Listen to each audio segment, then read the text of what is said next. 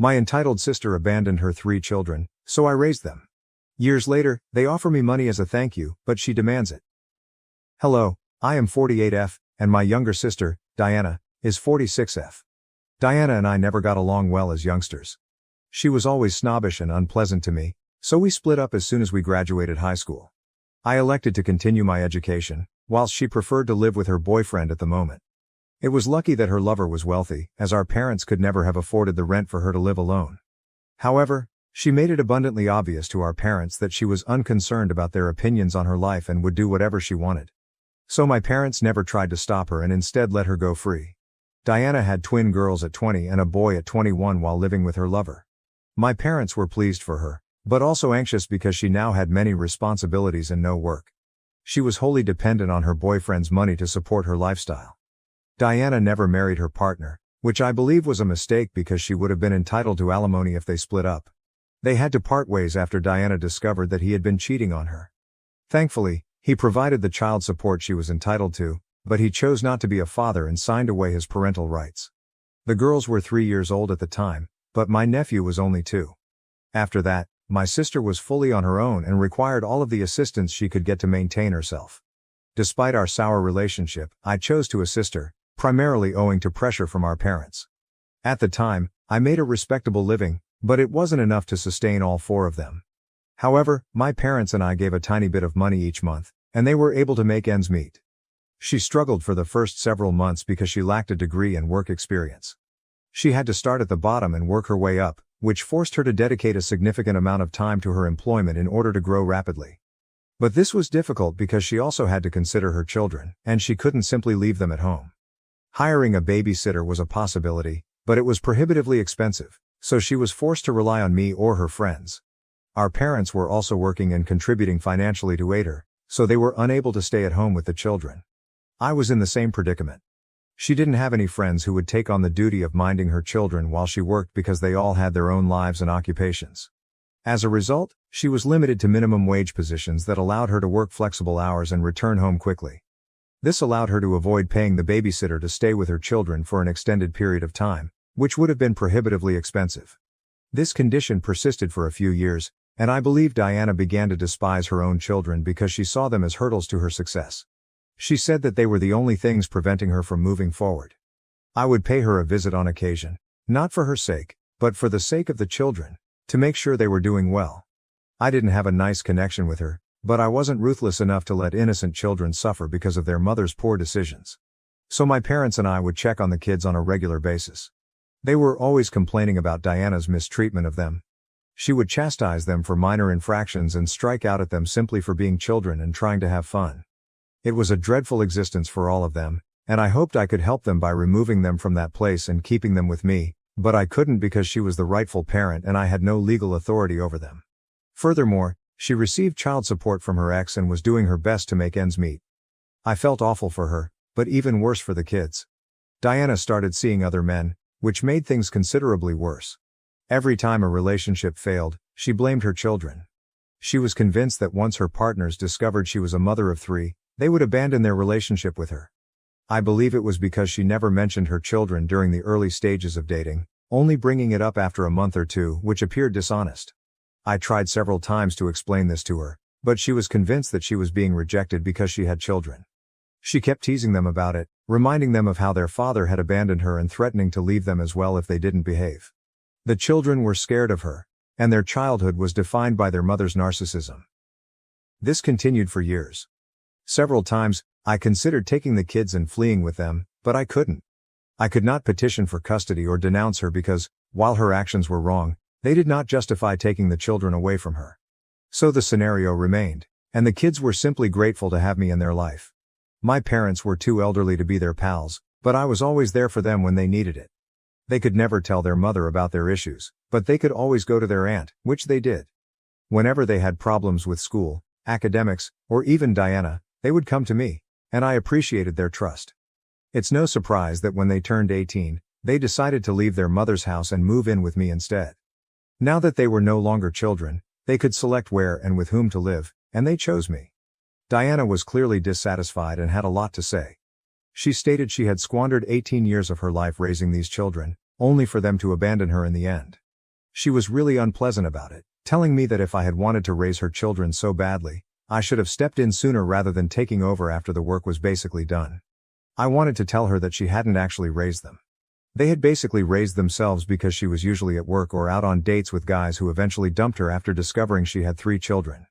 She had no idea what her priorities should be, and it was clear why things turned out as they did. The children selected the person who had genuinely been there for them over the person who had always tortured and reprimanded them since she couldn't find anyone and was miserable in her life. It was evident that she had no idea she was harming them because she was suffering herself. However, I did not want to rub it in her face because I knew it must have been unpleasant for her, which is why she was lashing out at me. So I kept my mouth shut and that was it. After that, we didn't really communicate. Her children opted to leave her and live with me. Diana also chose to cut ties with all of us and cease speaking to anyone, including our parents.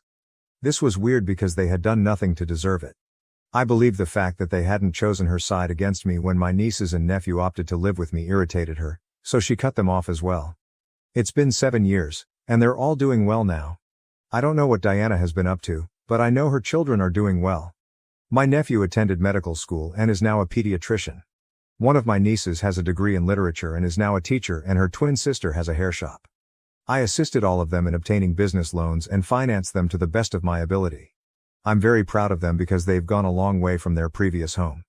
They are now living apart. They only stayed with me for 4 years, and even then, it wasn't really like they were living with me because they were generally away at college and only came back on occasion. I believe they didn't want to return to Diana's home, where they didn't feel wanted. It's been 2 years since they all moved out, and I'm very thrilled for them. I never expected anything in return for what I did because I truly believed it was the right thing to do. They were just kids, and no matter how bad things were between me and my sister, I could never be callous to them.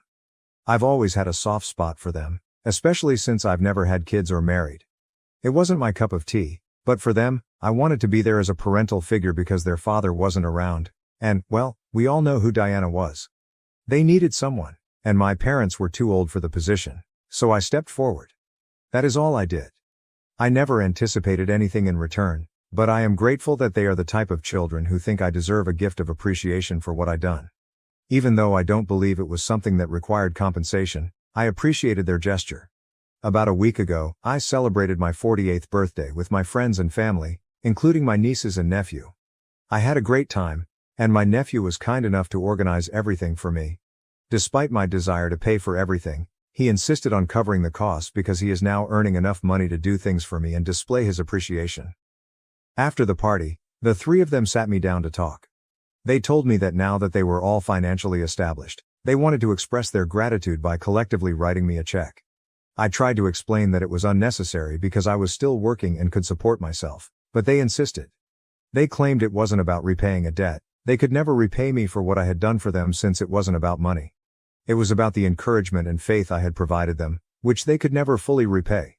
This was their humble attempt to show their appreciation. I was deeply moved by their genuine act and wanted to share it on social media. I just wanted to thank them for everything they were doing for me. My sister and I hadn't spoken in years, so I didn't think she would care. I was blocked on every platform, and I assumed she wouldn't see it, so I felt it was fine. Diana had never followed up with us or inquired about her children's well-being after they had left home. Granted, it was they who broke up with her first and moved in with me, but that was her fault. The least she could have done was show interest in their lives and try to be a mother figure to them in order to make one for her faults. But, to be honest, she didn't seem to care about the loss of communication, so I figured she was all right.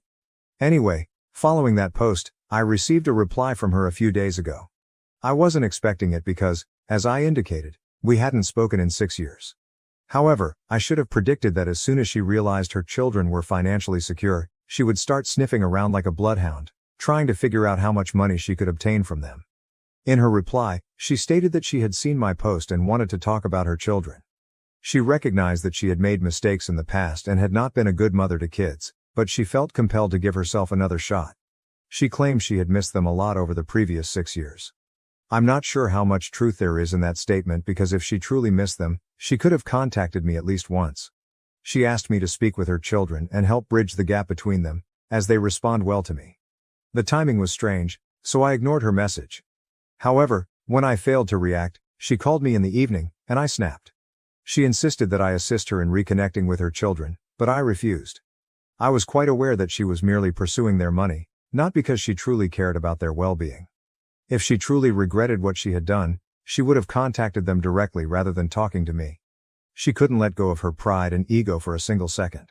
She still expected her children to contact her, despite the fact that she was the one who had made a mistake. It was amazing how entitled she was. She tried to dispute with me, arguing that she wasn't pursuing their money and that it was offensive for me to suggest so. I assured her that I was not implying anything. It was so obvious. I felt appalled and repulsed by what she was doing. She then accused me of stealing everything from her, claiming that I had already stolen her children and was now stealing her riches. I informed her that I didn't need the money and was originally hesitant to accept the check, but now I was going to take it all because she didn't deserve it. Now she's crying on social media, telling everyone what I said and attempting to make me seem bad. Some of my relatives say I went too far with what I said, that I'm greedy, and that I owe her an apology, which is absurd. That is why I am here to inquire if I'm in the wrong for telling my sister that she does not deserve the money that her children have decided to give me. Update. As some responses advised, I recounted the situation with my nephews and nieces. They informed me they had heard about it from a few of relatives and had considered speaking with me but had not had the time. However, after I called them over and discussed it with them, they informed me that they believed I did the correct thing. My nephew was open about his views, stating that he had never considered of his mother as a maternal figure throughout his life. He always blamed me because she had never been there for him, and my niece agreed. He'd always been the most outspoken of the group, so it was predictable that this was all coming from him. My nieces were too emotional to speak, but he was quite angry and upset. He explained that Diana only spoke to me since she had never done the basic minimum for them. This was despite the fact that she was receiving child support from their father, and even then, she would humiliate them and make them feel horrible for merely existing, which was not their fault. They believe I did the right thing and have informed me that they will not contact their mother, regardless of what happens. They also believe that I should stand up for myself and explain my side of the story online now that Diana has decided to speak negatively about me on social media. They believe that this is the most effective approach to convey the message, therefore that's what I'll do. I'm delighted they opted to take my side in this because my parents are staying out of it and have stated that they don't want to get involved. Diana never spoke to them after her children cut her off, which I find unusual. My parents' polite approach to this problem strikes me as unusual, given that they have not communicated with Diana in the last 6 years. I was disappointed, but at least my nieces and nephew support me. Now many people have asked me why I did not petition for custody and have the children taken away from Diana if I knew she was a bad mother and was mistreating them. I mentioned in my piece that, while her actions were wrong, they did not constitute torture, abuse or neglect.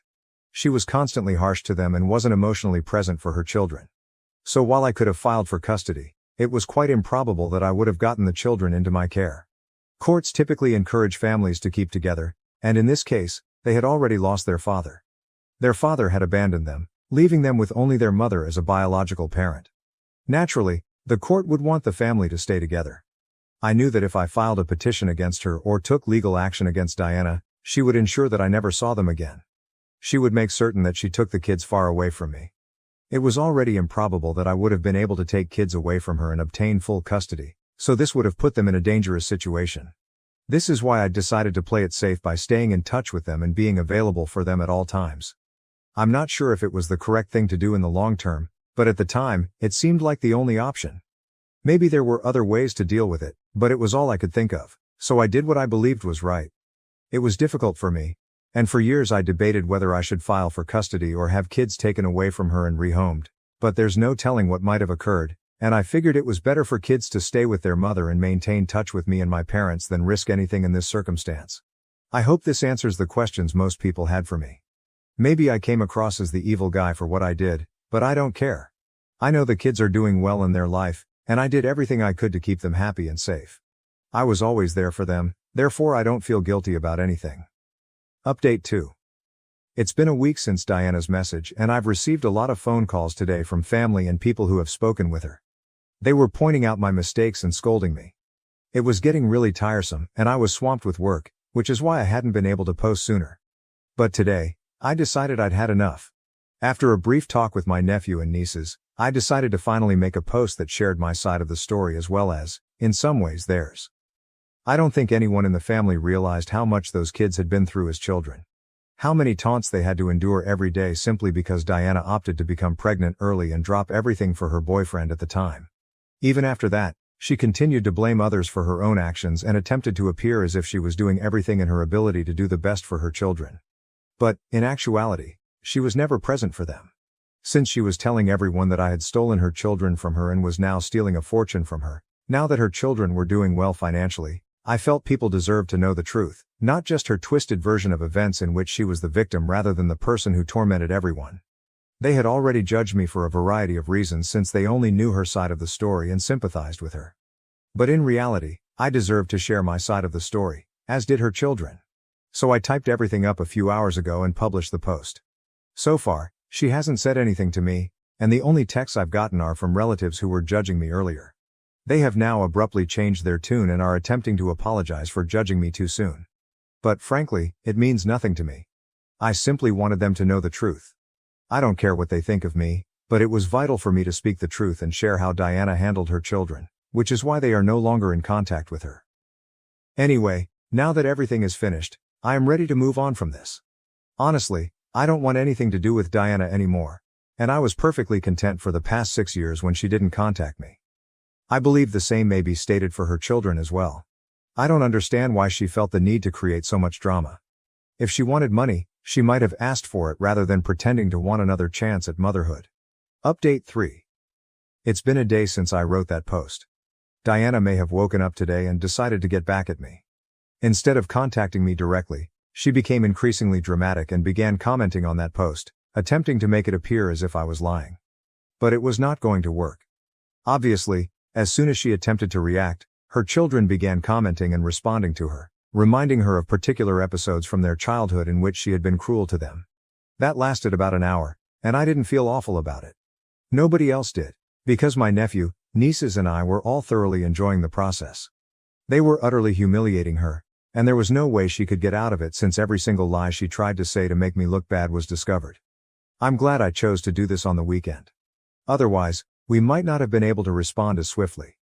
Anyway, that lasted about an hour, and then she began deleting her comments so that no one could catch her in her falsehoods. However, it was too late because many others had already noticed what was going on in the comment section, and I believe she began to be called out for her actions by others. She started erasing her comments and backtracking on everything she said, and then she blocked me. She also blocked her children. I'm guessing it was her way of surrendering, and I'm pleased she did because she would have lost in a fight with us. We clearly have the upper hand here, morally or otherwise. I believe deleting the comments would be the end of our connection, but she chose to contact me personally as well. She messaged me, saying she hoped I was happy now that I had presented her as the monster and everyone hated her. It was very ironic coming from her, because that was exactly what she was attempting to do to me first. She initiated it, and now when I wanted to return it to her, she is unable to accept it. I don't understand why individuals attempt to dish it out when they know they can't take it in return. Just don't cause any drama if you don't want to be held accountable for the results. Anyway, I disregarded that message, and that's what we're all going to do for the rest of our lives because she's no longer worth our attention. She has proven it. Thank you for watching. If you haven't subscribed yet, please do so and hit the notification bell to stay updated with more shocking real-life stories happening around you.